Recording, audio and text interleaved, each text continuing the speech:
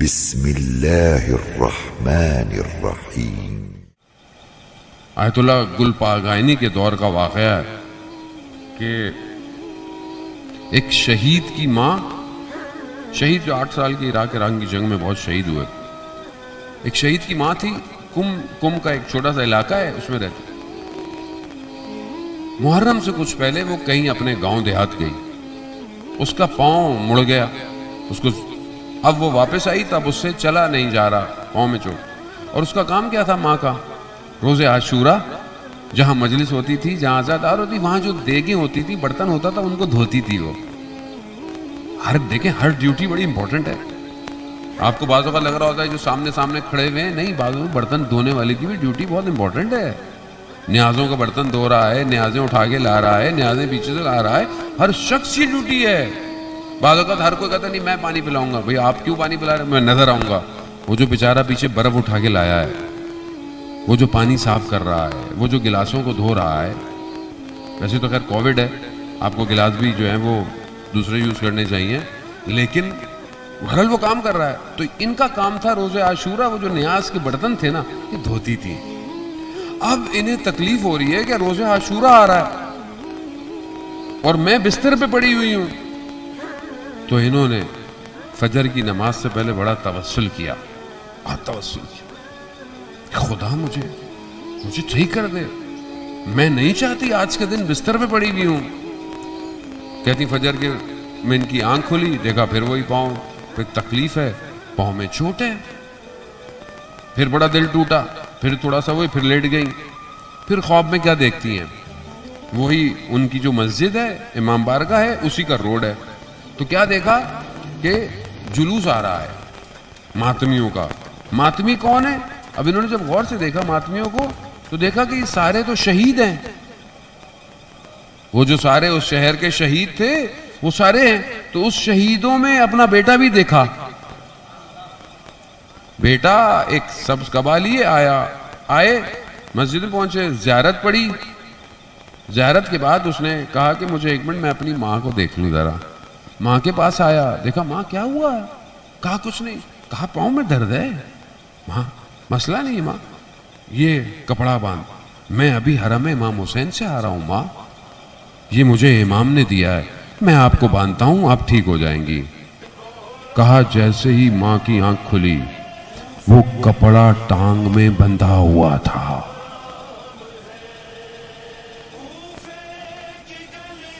درد ختم، اٹھی، پہنچ گئی۔ لوگ پریشان کہ آپ تو چل نہیں سکتی تھی اور آپ کیسے؟ آہستہ آہستہ آہستہ بات پھیل گئی اس کپڑے کی۔ آیت اللہ گل پاگائنی کے پاس پہنچی۔ آیت اللہ نے کہا اس کپڑے کا ایک ٹکڑا مجھے دے دو، میری قبر میں دفن۔ یعنی اس عالم سے اس عالم میں چیز منتقل ہو رہی ہے۔ اللہ بس۔ بسم اللہ الرحمن الرحیم۔ اور معصوم سے پوچھے کہ مولا اس لعنت کا مطلب کیا ہے؟ مومن سوچے جب میں ایک تسبیح اٹھا لوں اور مولا علی کی شب شہادت 100 مرتبہ لعنت بھیج رہا ہوں، دیکھیے جو بھی ذکر ہم کریں، اس ذکر سے ہمیں کچھ نہ کچھ ملنا چاہیے۔ اگر مجھے نہیں مل رہا، اس کا مطلب یہ ذکر مجھے فائدہ نہیں دے رہا۔ اہل بیت فکر دینے کے لیے آئے ہیں، انسانیت کے لیے، ایک معاشرے ہدایت بنانے کے لیے آئے ہیں۔ اب میں 100 مرتبہ لعنت بھیجوں؟ یہ معصوم کی روایت ہے، فرماتے کچھ لوگ ایسے ہیں جن کی زبان پر اللہ کا نام ہوتا ہے لیکن کام شیطان کا کر رہے ہوتے ہیں۔ یا آج کے زمانے میں یہ کہوں، کچھ لوگ ایسے ہیں جو یزید پہ لعنت بھیج رہے ہوتے ہیں لیکن کام یزید والا کر رہے ہوتے ہیں۔ یا ایسے کہوں کہ حسین کا نام لے رہے ہوتے ہیں لیکن کام دشمن حسین کا کر رہے ہوتے ہیں۔ وہ کیسے؟ سمپل سی مثال ہے، قصیدہ حسین کا پڑھے، دھن گانے کی ہو، وہی ہوا نا کہ نام کس کا لے رہا ہے؟ مولا حسین کا۔ سوچ کس کی لے رہا ہے؟ یزید کی۔ کبھی بالی ووڈ میں گھس جاتا ہے، کبھی ہالی ووڈ میں چلا جاتا ہے۔ بھئی تو نام کس کا لے رہا ہے؟ حسین ابن علی کا، اور تیرا عقیدہ ہے کہ وہ ہر نجاست سے دور ہیں۔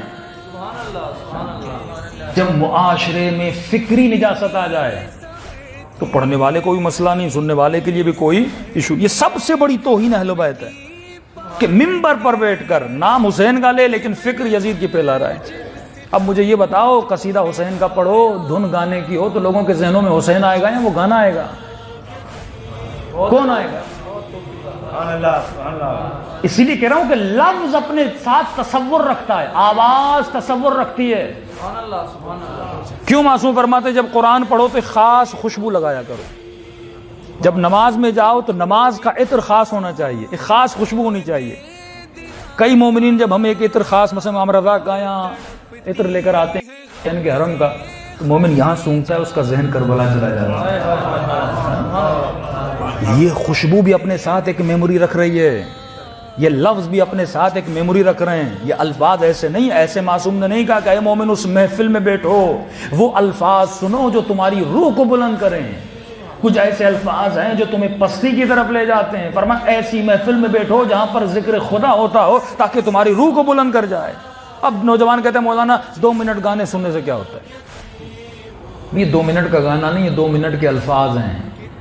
یہ الفاظ تمہارے وجود کو نجس کر دیتے ہیں، مختلف تصورات کو تمہارے ذہن میں لے آتے ہیں۔ معصوم فرماتے ہیں سب سے اعلیٰ ترین مقام طہارت کا وہ طہارت فکر ہے۔ یعنی انسان مسجد میں بیٹھا رہے لیکن اس کے تصور میں کوئی ایکٹریسز گھومتی رہے، بیٹھا تو مسجد میں ہے لیکن تصور کیا ہے؟ نجس ہے۔ اگر وہ تصور میں غلاظت کو سوچتا رہے لیکن بیٹھا کعبے میں رہے، اس کی فکر نجس ہے۔ بہترین لباس پہنے لیکن اس کی فکر نجس ہو، تو فرمایا آخری منزل جو طہارت کی ہے وہ طہارت فکر ہے۔ تم ہاتھ کو پاک کر لو، جسم کو پاک کر لو، لیکن تمہاری فکر نجس ہو۔ کیوں فکر کی طہارت ضروری ہے؟ کیونکہ تمہارے بدن کے جتنے بھی ایکشنز ہیں اور اعمال ہیں جو بدن سے صادر ہوتے ہیں وہ اس فکر کی وجہ سے ہیں۔ دیکھیے میری شکل پہ تو نہیں لکھا نا یہ شیعہ ہے، آپ کی شکل پہ بھی نہیں لکھا، چلو لباس سے آپ کو پتہ چل جاتا ہے، لیکن سارے سمپل لباس پہن کے ایک صف میں کھڑے ہو جائیں، پتہ بھی نہیں چلے گا کون مسیحی ہے، کون ہندو ہے، کون شیعہ ہے۔ کب پتہ چلتا ہے؟ معصوم فرماتے انسان اپنی زبان کے پیچھے چھپا ہوا ہے، اس کی زبان بتاتی ہے کہ یہ شیعہ ہے یا سنی ہے۔ مجھے کیسا پتہ چلے کون سی مسجد شیعہ کی ہے سنی کی ہے؟ جس مسجد سے علی ولی اللہ کی آواز آئے گی۔ یہ لفظ ہیں جو بتاتے ہیں یہ شیعہ ہیں یا سنی ہیں۔ تو انسان تو لفظوں سے پہچانا جاتا ہے، تجھے سوچنا چاہیے تو کن لفظوں کا چناؤ کرتا ہے۔ یہ فکر جو تمہارے ذہن میں ڈالی جا رہی ہے، یہ فکر کہاں سے آ رہی ہے؟ یہ فکر کیا قرآن کی فکر ہے؟ یہ فکر کیا حدیث کی فکر ہے؟ یا نہیں جو بچپن سے فکر تمہارے ذہن میں فیڈ کی گئی ہے تو اسی فکر کو بول رہا ہے؟ تمہارے ایموشنز، تمہارا غصہ، تمہارا ہنسنا، تمہارا رونا، ان سب کی بنیاد ہے یہ فکر۔ اور حسین اسی فکر کو بدلنے آئے اور عجیب بدلاؤ ہے، وہی ہو رہا ہے۔ جب فکر ابن زیاد کی طرف تھی تو حسین کا راستہ روک لیا، اور وہی ہو رہا ہے جب فکر حسین کی طرف آئی تو خود کو بھی قربان کیا، بیٹے کو بھی قربان کیا، بھائی کو بھی قربان کیا۔ یعنی 1 منٹ میں اگر فکر بدل جائے تو فکر کے بدلنے سے جو نفرت ہے وہ محبت میں تبدیل ہو جاتی ہے، اور جو محبت ہے وہ نفرت میں تبدیل ہو جاتی ہے۔ تو امام حسین اسی فکر کو بدلنے کے لیے آئے۔